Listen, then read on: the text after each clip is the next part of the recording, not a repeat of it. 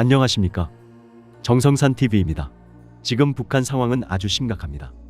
북한 주민들의 인권뿐만 아니라 북한 여성들의 현 상황이 아주 심각합니다. 북한 여성들이 성희롱이나 성추행, 강간 등 성폭력에 지속 노출돼 있지만 김정은 정권 이후 성범죄에 대한 처벌 형량은 오히려 낮아졌다는 지적이 나왔다. 통일연구원 북한연구실 연구위원은 서울중구 한국프레스센터에서 통일연구원이 주최한 북한인권백서 2023 발간 관련 기자간담회에서 북한 군대가 주둔한 지역의 민간 여성에 대한 군인의 성폭력이 지속적으로 보고되고 있고 돌격대로 파견 나간 여성은 건설 현장에서 강간에 시달리는 것으로 조사됐다고 밝혔다. 연구위원은 최근 개정된 성폭행 관련 법규를 보면 북한의 성폭력에 대한 심각성과 성인식의 문제점이 드러나고 있다며 강간죄 처벌에 관한 북한 형법을 언급했다. 실제 2015년 북한 형법 제297조는 강간한 자는 5년 이하의 노동교화형에 처하고 정상이 무거운 경우에는 5년 이상 10년 이하의 노동교화형에 처한다고 규정했으나 2022년 개정된 북한 형법 제319조는 4년 이하의 노동교화형, 여러 번 강간했거나 윤간한 경우 4년 이상 9년 이하의 노동교화형으로 명시하고 있어 성범죄 형량이 낮아진 것으로 확인됐다. 연구위원은 북한은 여성에 대한 폭력의 심각성을 여전히 제대로 인식하지 못하고 있고 이로 인해 피해자의 보호 및 예방 절차들이 제대로 작동하지 못하고 있는 것으로 파악된다고 말했다. 한편 북한 당국이 특별법 제정을 통해 사형 규정을 확대하고 있어 북한 주민들의 생명권이 위협받고 있다는 지적도 나왔다. 이규창 통일연구원 인권연구실장은 기존 북한법은 형법과 형법부 측 일반범죄에서만 사형을 명시하고 개별법규에서는 형벌을 구체적으로 규정하지 않고 형법에 따라 처벌했으나 최근에는 특별법을 제정하면서 개별법규의 처벌 규정과 함께 사형을 명시하고 있다며 비상방역법, 반동사상문화배격법, 평양문화어보호법, 마약범죄방지법에서 그러한 모습을 보이고 있다고 말했다. 그 중에서도 특히 비상방역법과 관련해서는 최고형을 사형으로 규정한 것은 2020년 제정 당시 2개 조문에서 2021년 개정을 통해 3개 조문으로 증가했다며 이는 과도한 조치로 비례성에 반한다는 점에서 생명권에 반하는 것으로 평가된다고 꼬집었다. 그러면서 이 실장은 2023년 조사 결과 비상방역법에서 규정하고 있는 방역조치 위반에 대한 공개처형 증언이 수집됐다며 2023년 탈북한 북한 이탈 주민들은 코로나19 시기 방역조치를 위반한 사람을 공개처형하는 것을 목격했다고 증언했다고 밝혔다. 다만 최근에는 공개처형이 진행되지 않는다는 탈북민 증언이 수집되고 있다. 이에 이 실장은 북한 이탈 주민들의 증언을 종합할 때 2010년 전후를 시작으로 공개처형이 감소하고는 있지만 사라지지는 않은 것으로 파악된다며 처형 자체가 감소한 것인지 아니면 처형 자체는 유지되는 가운데 공개처형이 비밀처형으로 전환되고 있는 것인지 여부는 확인하기 어렵다고 말했다.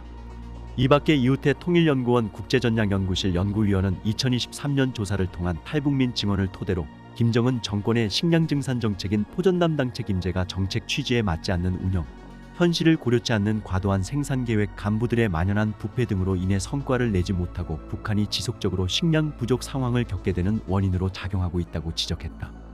북한 당국의 식량증산 정책 실패로 인한 식량 부족 고착화로 북한 주민들의 식량권이 위협받고 있다는 것이다.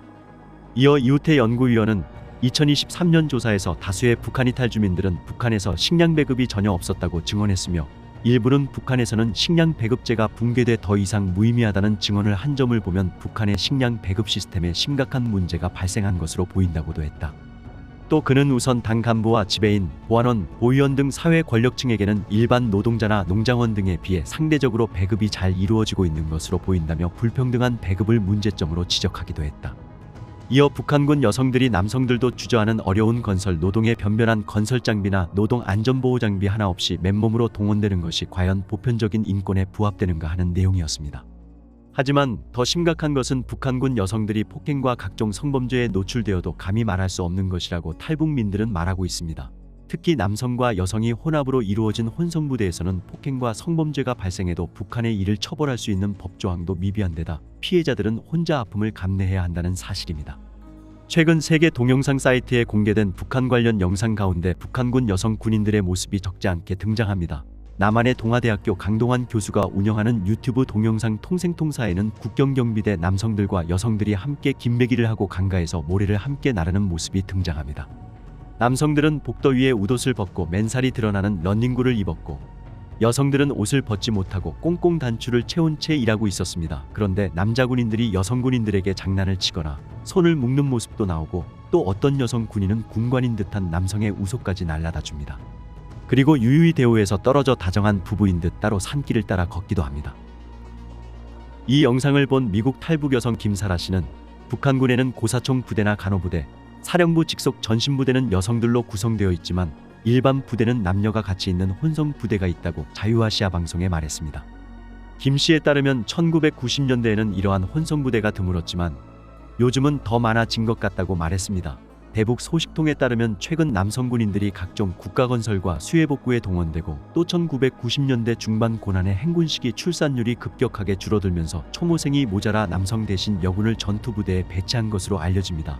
이렇게 북한이 혼성부대를 만드는 기본 이유는 규율과 노동 능률을 제고하기 위해서라고 김사라 씨는 말합니다. 김사라는 솔직히 북한이 남자 여자 왜 섞어 놓는지 아세요? 일을 잘합니다. 뽕 빠지는지 모르고 일을 잘해요. 여자는 남자에게 잘 보이느라고 남자는 여자에게 잘 보이느라 노력하고 그리고 남자 여자 섞여 놓으면 각성합니다. 푹 풀어지지 않습니다.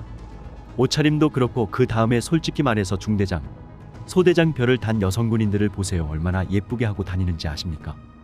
옷에 엄청 관심을 쏟아붓는데 꾀죄죄하게 하고 다니는 이상한 아이들이 없지 않습니까? 그거 다 북한의 전술입니다. 남녀 혼성부대를 만들면 남자 여자가 서로 경쟁에 통제하기도 쉽다는 겁니다. 김사라는 여자만 있으면 중대장이 중대장도 사람이기 때문에 아유. 오늘 여기까지만 하자라고 합니다. 그런데 남자 여자 섞여 놓으면 여자가 중대장이고 남자가 부중대장이라고 합시다. 그러면 어차피 두 사람이 경쟁할 수밖에 없습니다. 그러면 병사들을 썩어지게 일시킬 수밖에 없습니다. 성폭행 성추행으로 인한 악의 다툼이 아니라 저 남자는 내 거야, 저 여자는 네 거야 하는 엄청난 갈등과 압박, 사상 투쟁을 하면서 압박할 수 있고 꼬투리를 잡기도 좋고 통제하기도 쉽고 그것으로 아이들을 아주 조이는 것이지요. 또 다른 탈북민들이 운영하는 유튜브 동영상 아리랑이라는 채널에는 매일 얻어맞고 욕먹고 북한 여군들의 힘든 군인 생활이라는 영상이 게재되었습니다. 40~50명의 남녀 혼성부대 군인들이 아침에 밥을 먹기 위해 식당 막사 앞에서 대열 행진을 하고 있습니다. 반복 동작을 시키는데 군관 남자가 행진을 제대로 못한다고 한 여성의 무릎을 발로 찹니다. 한쪽에서는 여성 군관이 일부 여성 군인들에게 욕을 하고 있습니다. 이러한 혼성 부대에서는 폭언과 폭행은 물론 성폭행과 성추행이 일상화되었다고 탈북 군인들은 말합니다. 김사라 씨는 북한 여성 군인들이 자기를 지키기 위해서도 힘이 센 남성 군인들에게 의지하려고 하고 그로 인해 다른 남자 군인들로부터 시기와 질투 같은 것도 당한다고 말합니다. 그러면 북한 여성 군인들의 성범죄 인식은 얼마나 될까요? 남한의 범죄 심리학자인 이수정 경기대 범죄심리학과 교수는 2020년 텔레비전 방송에 출연해 범죄 심리학에서 성범죄의 5가지 유형 가운데 가장 일반적으로 나타나는 것이 남성성, 즉 가부장적 사고 방식이라고 지적했습니다. 남존여비 사상이 강한 북한 남성들에 의해서 이러한 성범죄가 북한에서는 우심하게 나타나고 있다는 겁니다. 성범죄는 타인의 자유의사와 관계없이 가해지는 강간이나 강제추행 등뿐 아니라 본인의 의도와 상관없이 신체 접촉이나 신체에 대한 평가, 성적인 욕설도 성범죄에 포함된다는 법리적 해석이 있습니다. 국가마다 성범죄를 규정하는 법규가 있고 처벌 조항도 있지만 처벌 강도는 서로 다릅니다. 어떤 나라들은 미성년을 성폭행한 범죄자를 직결 처형하는 제도가 있는가 하면 사형제도가 폐지된 나라에서는 종신형에 처하기도 합니다. 현재 세계적으로 성범죄에 대해서는 엄격한 잣대를 들이대고 있습니다.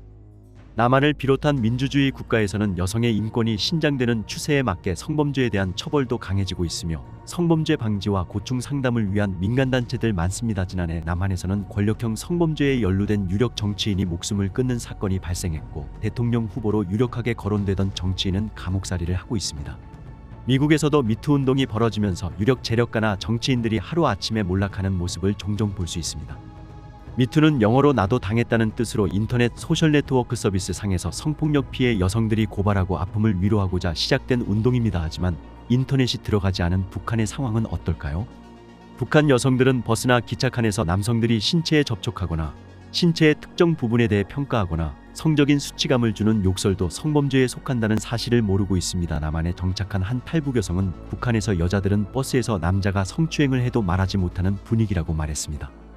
탈북민 출신 현인의 통일연구원 개권연구원은 남한 형법에 성폭행 관련 범죄 조항이 10개이고 52개 항으로 되어 있는데 반해 북한 형법에는 처벌 조항이 빈약하다며 성추행은 북한에서는 범죄로 규정하지 않고 있다고 밝혔습니다.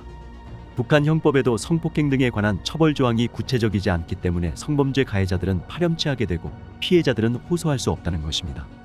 2차 피해도 만연하고 있습니다. 성폭력을 당한 여성들이 사실을 이야기하면 오히려 행실이 나쁜 여자, 준비가 부족한 여자라는 비판을 받기 때문에 피해 사실을 절대로 입 밖에 내지 못한다고 김사라 씨는 말합니다. 북한의 진짜 정서는 여자가 가고 있는데 막 남자가 따라와서 진짜로 성폭행했잖아요. 그런데 당한 여자는 절대로 말을 하지 못합니다. 나는 저 사람에게 당했다라고 말할 수 없어요. 당한 여자는 당 조직이나 보위부에 말을 할 수가 없어요. 그럼 너는 누가 저녁에 화장실에 가라고 했어? 너 그러면 두세 명 같이 갔어야지라고 하면서 그 여자 보고 뭐라고 해요. 그래서 말을 하지 못합니다. 북한은 2017년 유엔 여성차별 철폐위원회에 제출한 보고서에서 북한에서 강간죄로 처벌받은 건수는 2015년 5명에 불과했다고 합니다. 북한의 이러한 발표가 탈북 여성들이 외부 사회에서 하는 증언과는 절대적으로 차이가 있습니다. 때문에 북한 내부에 만연된 성범죄를 북한 당국이 제대로 반영했는가 하는 의문이 높습니다. 그래서 국제사회와 북한 인권단체들은 북한군 여성들이 당하는 인권 침해가 심각하다고 비판하고 있고 그들의 인권이 하루빨리 개선되어야 한다는 목소리를 내고 있는 것입니다. 최근 북한에서 여군 하전사 병사 계급가 5명의 상관에게 성폭행을 당한 뒤 극단적 선택을 시도했다가 중태에 빠졌다. 그런데도 북한군 당국은 여군을 조기 제대시키는 등 사건 축소를 시도하면서 쉬쉬하고 있다. 북한 내부 소식통은 함경남도 함흥에 위치한 7군단 지휘부 전신 전화소 교환분대에서 간부석 교환수로 근무하던 여군 A씨가 군의소 군병원에 입원해 있던 중 이달 중순 극단적 선택으로 중태에 빠졌다고 전했다. A씨는 극단적 선택으로 인해 과다출혈 상태가 됐다 하지만 혈액 부족으로 수혈을 받지 못했고 결국 의식불명이 됐다. A씨 극단 선택 사건의 전말은 앞뒤로 빽빽하게 적은 12장의 유서가 발견되면서 세상에 알려지기 시작했다. A씨 유서의 제목은 신소 청원 편지였다. 쉽게 말해 유언이라는 의미다. 황해남도 출신인 A씨는 17세 때 하전사로 군에 입대했다. 이후 6년간 7군단에서 전화 교환원으로 근무해왔다. 성폭행은 A씨가 신병훈련을 마친 뒤 부대에 배치된 직후 시작됐다. 당시 7군단 정치지도원, 당시 계급 소자, 한국군으로 치면 소령이었던 40대 초반의 김모 씨는 1년 가까이 A씨를 상습적으로 성폭행했다. 성폭행 후엔 앞으로 일생을 돌봐주겠다며 A씨를 다독였지만 이후 김 씨는 정치 군관을 양성하는 정치대학에 들어가면서 연락을 끊었다. 두 번째 가해자는 대렬부 부부장, 당시 중자, 한국군 기준 중령 한모 씨로 그는 자신의 사무실로 A씨를 부른 후 성폭행을 저질렀다. 한 씨는 A씨의 뒤를 봐주겠다며 간부석 교환수로 진급시키기도 했지만 이후로도 지속적인 성폭행이 이뤄졌다. 상관으로부터 성폭행에 시달리던 A씨는 정치 일군이 돼 여군들의 군내 성폭력을 막아야겠다는 생각으로 정치군관학교에 지원했다. 그러나 간부부장, 당시 계급 상좌, 한국군 기준 중령과 대령의 중간 단계로 고급장교 조 모시는 A씨의 정치대학 지원서를 누락시키면서 정치대학에 가고 싶으면 지하 갱돈의 지휘부 사무실로 오라고 A씨를 유인했다. A씨는 당시 혹시 모를 상황에 대비해 지인에게 손전화를 빌려 녹음을 하며 사무실로 향했다. 그리고 A씨 예상대로 조 씨는 속옷 차림으로 기다리고 있다가 거액의 돈을 내밀며 노골적으로 성관계를 요구했다. A씨가 거부했지만 조 씨는 계속해서 성폭행을 시도했고 A씨 옷에서 녹음 중인 휴대전화가 나오자 A씨를 폭행하기까지 했다. 휴대전화 주인을 찾아내 발설하지 말라며 협박하기도 했다. 이 사건 후 얼마 지나지 않은 시점에 A씨는 처음 그를 성폭행했던 김씨와 다시 만났다. 총정치국 소속이 돼 A씨 부대로 검열을 나온 김씨는 함께 검열을 나온 총정치국 간부 대자, 한국군 기준 대령 조 모씨가 묵는 방으로 A씨를 유인, 강제로 성폭행을 시도했다. 이 과정에서 A씨는 옷이 찢기고 상해를 입어 군 병원에 입원해야 했다. 수차례 상관으로부터 성폭행을 당한 A씨는 지난 10월 제대를 신청했지만 군에선 심신이 안정되지 않은 상태에서 제대를 허락할 수 없다며 2022년 2월로 제대를 미뤘다. 제대할 날만 기다리던 A씨는 또 성폭행 피해에 노출됐다. 세포비서를 겸하는 군 병원 내과 과장 연모 씨가 A씨에게 수면제를 투여한 후 성폭행을 한 것이다. A씨는 의식을 차린 뒤 자신이 성폭행을 당한 사실을 깨닫고 극단적 선택을 시도했다. A씨 극단적 선택과 유서로 사건의 전말이 알려지자 북한군 당국은 조사에 나섰다. 그러나 가해자들은 직무일시 정지 또는 전보 조처를 받았을 뿐 현재까지 다른 처벌은 받지 않았다. 이 소식을 데일리 NK에 전한 소식통은 가해자 중 총정치국 고위 간부가 포함돼 있어 솜방망이 처벌로 사건이 무마될 것으로 보인다고 주장했다. A씨는 현재 사경을 헤매고 있다고 한다. 그런데 이 와중에 군 당국은 지난 20일 A씨에게 제대 통지를 내렸다. 소식통은 북한군은 동기훈련이 진행 중인 12월에 제대 조치를 하지 않는다. 상당히 이례적인 조치라며 제대 통보를 받아 A씨는 현재 민간인이 됐다. 군이 사건을 축소하기 위해 A씨를 서둘러 제대 조치한 것으로 보인다고 주장했다. 북한 인구 약 42%가 만성적인 영양실조에 시달리고 있고 여성들은 가정과 사회에서 성차별과 성폭력 위협에 처했다는 진단이 나왔다. 엘리자베스 살몬 유엔 북한인권특별보고관은 최근 유엔 인권이사회에 제출한 보고서에서 북한의 식량보건 현황과 여성 인권 실태를 다뤘다. 보고서는 유엔 식량농업기구 자료 등의 근거에 2021년 말 기준 북한 인구 60%가 식량 부족에 따른 불안에 시달리는 것으로 파악했다. 식량 불안을 호소하는 인구 비율은 코로나19 팬데믹 이전 40%에서 20%포인트 증가했다. 아울러 2019년 2021년 북한 인구 41.6%가 영양실조로 고통받은 것으로 나타났다. 보고서는 대부분 가정에선 하루 한 끼를 먹으며 세 끼를 먹는 일은 사치라고 전했다. 의약품 공급과 의료 서비스 접근성도 심각하게 악화된 것으로 나타났다. 보고서는 병원의 기본 의약품과 마취제, 소독제, 정맥주사제 등이 부족해 간단한 의료 시술마저 할 수 없다는 보고를 받았다며 지난해 8월 의약품 불법 생산 판매에 대한 엄격한 처벌 규정이 도입된 이후 문제가 더 심화했다고 지적했다. 코로나19 백신의 경우 지난해 6월 중국에서 공급을 받긴 했으나 주로 평양과 중국 접경 지역 거주민들이 대상이었다고 알려졌다. 이 밖에도 학교 50%, 보육원 38%가 식수 및 위생시설이 부족한 상태로 파악됐다. 또한 보고서는 북한의 여성 인권 실태를 관리소로 알려진 정치범 수용소, 생활경제의 중심이 된 장마당, 모성보호, 탈북 현실 등으로 나눠 집중 조명했다. 먼저 관리소에 구금된 여성들은 통상광산, 공장, 농장, 제조업 등에 동원돼 노역을 한다. 그 과정에서 월경 기간을 포함해 개인 위생을 챙기기가 어렵다고 보고서는 짚었다. 공무원에게 성폭력을 당하거나 고문과 가혹행위에 노출되기도 한다. 또 성적인 부위를 포함한 신체 수색을 하는 관행이 최근 들어 증가했다고 보고서는 지적했다. 식량도 부족해 임신 중인 수감자가 개 사료를 훔쳐 먹어야 했다는 증언도 나왔다. 보고서는 장마당이 여성들의 경제적 자립 기회 향상에 일정 부분 기여했음을 인정하면서도 장마당에서 여성들이 부패와 통제의 대상이 됐다고 지적했다. 공무원이나 관리인들이 여성에게 성적인 행위 또는 성관계를 강요하며 이를 거부할 경우 좋은 자리에 대한 접근이 어려워지고 더 심한 육체적 또는 성적 폭력에 직면하게 된다는 것이다. 북한의 여성 인권 관련 언급이나 법률이 현실과 따로 노는 점도 문제로 지적됐다. 보고서에 따르면 북한 법은 모든 형태의 가정폭력을 금지한다고는 하지만 구체적으로 어떤 행위가 폭력을 구성하는지 피해자와 가해자를 구분하는 기준이 무엇인지는 밝히지 않는다. 이 때문에 여성에 대한 가정폭력이 법적인 문제로 다뤄지기 힘들고 성폭행으로 유죄 판결을 받은 남성도 소수에 불과하다고 보고서는 전했다. 북한의 산모 사망률은 2017년 10만 명당 89명에서 2020년 107명으로 오히려 증가했다. 임신 중단의 규제 범위가 불분명하고 명확한 관련 법규가 없는 것으로 파악됐다. 현대적인 피임 방법에 대한 정보 역시 제대로 공유되지 않았다. 이 밖에도 보고서는 탈북을 시도한 여성이 탈북 과정 전후로 강제 결혼이나 인신매매, 성착취에 내몰리는 현실도 여성이 처한 인권 현실로 꼽았다. 보고서는 북한 당국을 향해 젠더 기반 폭력의 피해자들과 여성들을 효과적으로 보호하고 유엔과 다른 국제단체의 활동 복귀를 허용할 것을 촉구했다. 아울러 한국에는 여성과 소녀들의 권리를 포함한 인권을 향상시킬 구체적인 방안을 만들어 북한과 협상하라고 제안했다. 정성산TV 좋아요, 구독, 알림은 큰 힘이 됩니다.